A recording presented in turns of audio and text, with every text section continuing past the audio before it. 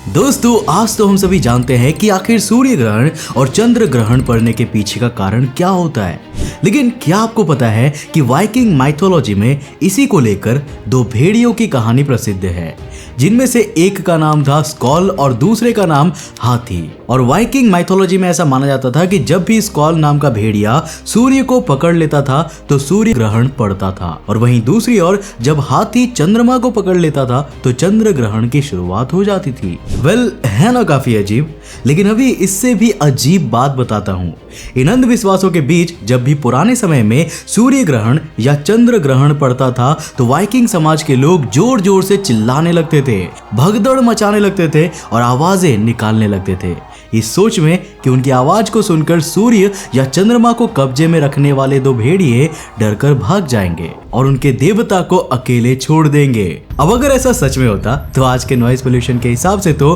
कभी ग्रहण होना ही नहीं चाहिए था, लेकिन सच्चाई तो हम सभी जानते हैं कि आखिर इन दोनों कॉस्मिक फिनोमेना के पीछे की वजह होती क्या है। लेकिन रुको जरा, सब्र करो, क्योंकि ये ऐसी घटनाओं का अंत नहीं है, बल्कि आज के इस वीडियो में हम आपको कुछ माइथोलॉजीज और कुछ मशहूर वैज्ञानिकों की भगवान के प्रति अवधारणा के बारे में बताने वाले हैं, और उनके कुछ अंधविश्वासों के बारे में भी, जिनको सुनने के बाद आपको लगेगा कि शायद हमारे जीनियस साइंटिस्ट्स उतने भी बुद्धिमान नहीं थे जितना हम उन्हें समझा करते हैं। तो हेलो गाइस, मैं हूं कौशिक और चलिए जानते हैं कि मशहूर वैज्ञानिक भगवान के बारे में क्या सोच रखते थे। दोस्तों हमारे पौराणिक इतिहास में हमेशा से छोटी घटना और कयामत को देवता और दानव के नजरिए से जोड़ा गया है,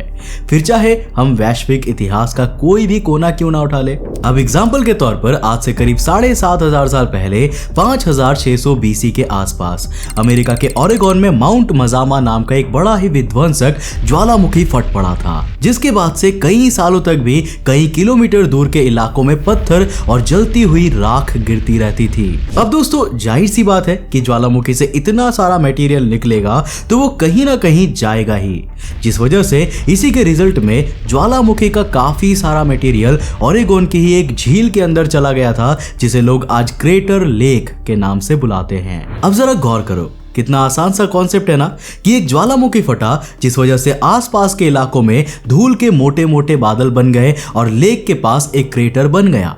लेकिन हजारों साल पहले वहां पर मौजूद हमारे पूर्वजों ने सोचा ऐसे कैसे, और उन्होंने इस ज्वालामुखी वाले कॉन्सेप्ट को समझाने के लिए बीच में एक महायुद्ध की कहानी घुसेड़ दी। अब हुआ कुछ ऐसा कि कुछ साल बाद क्लैमेथ ट्राइब के लोगों ने जब ज्वालामुखी के अवशेषों और उस क्रेटर को देखा तो उन्होंने कहानी बता दी कि आज से कुछ साल पहले नर्क के राजा ललाओ को क्लैमेथ कबीले के मुखिया की बेटी के साथ प्यार हो गया था, जिसे जब मुखिया की बेटी ने शादी के लिए मना कर दिया तो उसके साथ ठुकरा के मेरा प्यार मेरा इंतकाम देखेगी वाला सीन हो गया। यानी इन शॉर्ट इंतकाम की आग में नर्क का राजा ज्वालामुखी के रास्ते से निकला और पूरी ट्राइब को आग से तबाह करने की कोशिश करने लगा।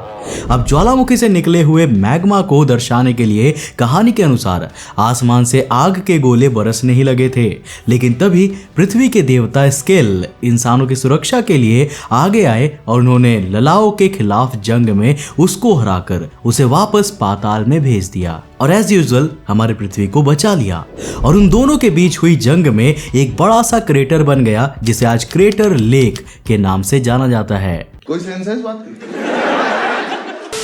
लेकिन यही सेंसलेसनेस धीरे धीरे बढ़ती चली गई। लोगों को एक्चुअल साइंस के बजाय अगर उन्हें यही बातें देवी देवताओं के माध्यम से बताई जाती थी तो सारी चीजें उन्हें बहुत ही अच्छे तरीके से समझ में आती थी, जिस वजह से समय के साथ साथ हर एक सभ्यता में हर पीरियड में हर चीज को देवताओं के साथ कनेक्ट कर दिया गया। अलग अलग बिलीव्स में प्यार के देवता, जंग के देवता, धरती के देवता, आसमान के देवता, समुद्र के देवता, अरे यहाँ तक कि ज्वालामुखी और भूकंप तक के देवता भी कुछ कुछ सभ्यताओं में देखने को मिलने लगे थे। और इसी सब के चक्कर में एक्चुअल साइंस की ऐसी तैसी हो गई और ज्ञान की सारी फुटेज गॉड्स वाले एग्जाम्पल ने ले ली। अब देखो, यहाँ मैं एक बात बहुत ही अच्छी तरीके से क्लियर कर देना चाहता हूँ कि हम यहाँ पर गॉड्स की आइडियोलॉजी को पूरी तरह से गलत नहीं मानते, बल्कि विज्ञान खुद भी क्रिएटर्स की थियोरी पर यकीन करता है। लेकिन इस पूरी कहानी में समस्या ये हो गई कि या तो सुपीरियरिटी जाहिर करने के लिए या फिर पैसे कमाने के लिए लोग खुद ही भगवानों की संरचना करने लगे, जिस वजह से जो गॉड्स वाकई एनर्जी का प्रतीक हुआ करते थे उनके मैसेज से वो एनर्जी ही चली गई और उनका इकोसिस्टम लोगों के लिए एक बर्डन बन गया। अब गॉड सिस्टम अच्छा था क्योंकि ये यूनिवर्स में बहुत सी चीजों को एक्सप्लेन करता है, लेकिन पीढ़ियों के साथ साथ उसे जिस तरीके से इंटरप्रेट किया गया उसने आगे आने वाली जनरेशन को नास्तिकता की ओर झुकने पर मजबूर कर दिया। अब इन लोगों का पता नहीं कि आगे आने वाले सालों में और कितने ही देवताओं को जन्म देते थे, लेकिन तभी आज से करीब 2600 साल पहले Greek mathematician Thales of Miletus ने इस पूरे गॉड सिस्टम को रिप्लेस किया नेचर की आइडियोलॉजी से। थेल्स ऑफ मिलेटस ने कहा कि भगवान की कहानियों से ज्यादा प्रकृति के नियम लॉजिकल लगते हैं और उसी के सहारे हमारा जीवन चल रहा है। उन्होंने कहा कि इस पूरे विश्व में केवल एक ही देवता है और वो है प्रकृति। अब उनके अनुसार मानवता एक ना एक दिन ऐसे मुकाम पर भी पहुंचेगी जब वो प्रकृति के नियमों को डिसाइफर कर लेगी, और जिस दिन भी ऐसा होगा उस दिन इंसान इंटेलिजेंस का एक नया मुकाम हासिल कर लेंगे। अब दोस्तों, थेल्स ही वो पहले शख्सियत थे जिन्होंने किसी सूर्य ग्रहण को एक्यूरेटली प्रिडिक्ट किया था, और उनकी आइडियोलॉजी धीरे धीरे इतनी फेमस होने लगी कि लोग उन्हीं के बिलीव्स की ओर झुकने लगे, और यहां से डेवलप हुआ इस कॉन्सेप्ट का एक मेजर टर्निंग पॉइंट जिसे सब आयोनियन साइंस के नाम से जानते हैं। दोस्तों, प्राचीन ग्रीक में केवल 4 मेजर ट्राइब्स डोरियंस, एओलियंस, एकियंस और आयोनियंस। लेकिन थेल्स की आयोनियन साइंस इतनी पॉपुलर होने लगी कि लोग देवता वाली प्रणाली से बाहर आकर प्रकृति को ही पूजने लगे। हालांकि कुछ हिस्टोरियंस ऐसा कहते हैं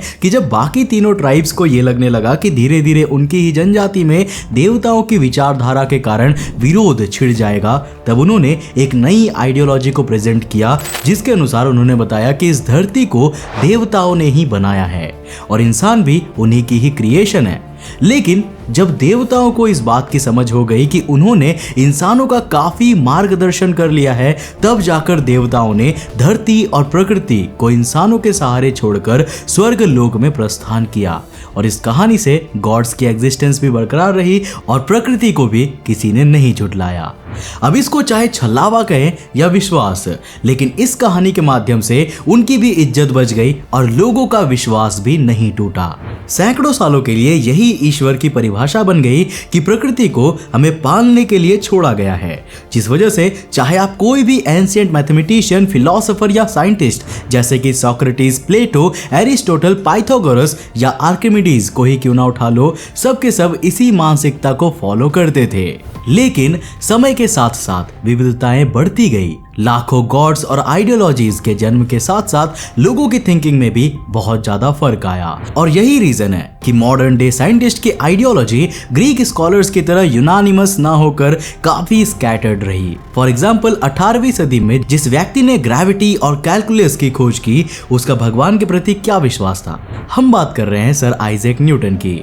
न्यूटन ईश्वर में विश्वास रखते थे, लेकिन वो धार्मिक इंसान नहीं थे। अब न्यूटन से जब कभी भी उनकी ईश्वरीय श्रद्धा को लेकर सवाल पूछा गया तो उन्होंने हमेशा गॉड को डिफाइन करने के लिए यही कहा कि God is the masterful creator whose existence could not be denied in the face of the grandeur of all creation. जन्म से क्रिश्चियन और कैथोलिक बैकग्राउंड से बिलोंग करने की वजह से उन्होंने हमेशा ईसाई मानसिकता से ही ईश्वर को समझा और धर्म ग्रंथ के नाम पर केवल बाइबल पढ़ी, लेकिन उन्होंने कभी भी बाइबल को स्वीकार नहीं किया। वो पाप और पुण्य, ट्रिनिटी, डेविल और ऐसे कॉन्सेप्ट्स को मनगढ़ंत कहानी से ज्यादा और कुछ नहीं मानते थे। लेकिन उनके हिसाब से ब्रह्मांड में कुछ चीजें ऐसी हैं जिनको समझ पाना हम इंसान तो छोड़िए फिजिक्स के किसी भी नियम से परे है, और इसीलिए उनके हिसाब से इस यूनिवर्स में कोई ना कोई ऐसी कंट्रोलिंग एंटिटी जरूर है जिसके इशारे पर सब कुछ होता है। और यही कारण था कि वो गॉड की एग्जिस्टेंस पर तो बिलीव करते थे,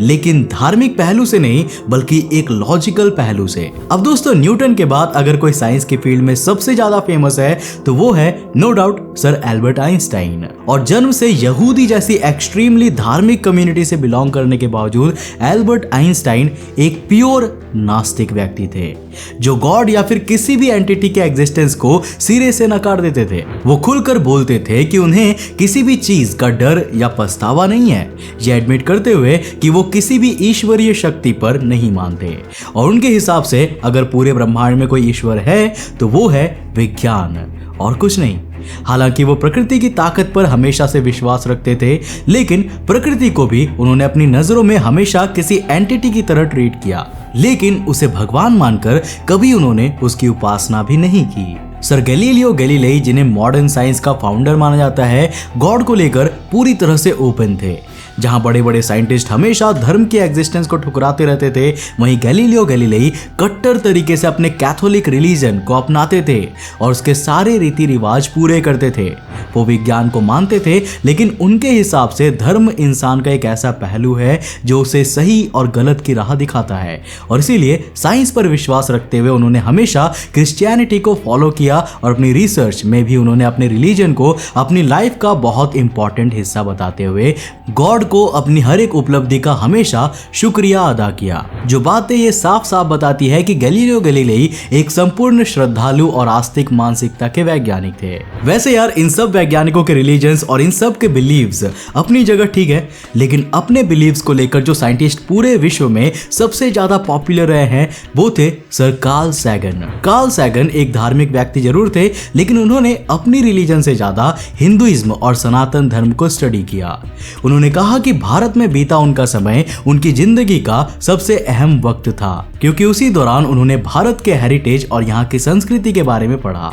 जहां से उन्हें यह पता चला कि वैज्ञानिक आज जो स्टडी कर रहे हैं वो हमारे वेदों और शास्त्रों में हजारों सालों से पहले ही लिखा हुआ था। उन्होंने कहा कि ज्यादातर धर्मों में ईश्वर को केवल धरती तक ही सीमित रख दिया जाता है, लेकिन वही हिंदू धर्म में ईश्वर धरती और ब्रह्मांड तो छोड़ो मल्टीवर्स तक की बातें करते हैं। और आज से हजारों साल पहले मल्टीवर्स का कॉन्सेप्ट अगर किसी के दिमाग में आया था तो वो कितनी बड़ी बात कही जाएगी, ये आप खुद ही सोच सकते हो। उन्होंने ये ओपनली एक्सेप्ट किया था कि वो गॉड और देवताओं के आइडिया को मानते हैं, लेकिन उन्होंने ये भी बताया कि सनातन धर्म में चीजें बहुत ही इनक्रिप्टेड तरीके से लिखी गई है, जिसे अगर कोई डिकोड कर ले तो उसके पास ब्रह्मांड के सारे सवालों के जवाब आ सकते हैं। लेकिन अफसोस कि हम इंसान देवताओं में ही इतने उलझ जाते हैं कि हम कभी भी उनके पीछे का संदेश नहीं समझ पाते। अभी कुछ दिन पहले हमने ही आपको बताया था कि कैसे विष्णु भगवान के 10 अवतार हमारे एवोल्यूशन को डिनोट करते थे,